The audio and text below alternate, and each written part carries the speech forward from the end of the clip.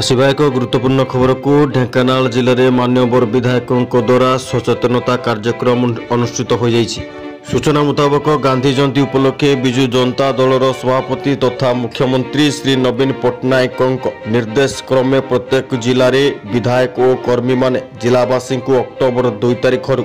नवेम्बर 2 तारिख जिलार समस्त अंचल में कोरोना सचेतनता कार्यक्रम परिचालना करेंगे। आज विधायक सुधीर कुमार सामल ढेंकानाल पौरपालिका अंचल में पदयात्रा कर लोकमानंकु मास्क और सचेतनता लिफलेट बंटन कर कोरोना महामारी विरोध में सचेतनता कार्यक्रम ग्रहण कर देखा मिली। ढेंकानाल कैमरामैन शुभम पाणी सह सुशांत कुमार सामल रिपोर्ट जेबीएन टीवी। माननीय मुख्यमंत्री आह्वान क्रमे गांधी जयंती अक्टोबर 2 रु नवेम्बर 2 पर्यटन जनसचेतन यात्रा कर कोविड-19 कोविड महामारी रे किमती लोक भल रे कौन कौन गाइडलाइंस अच्छी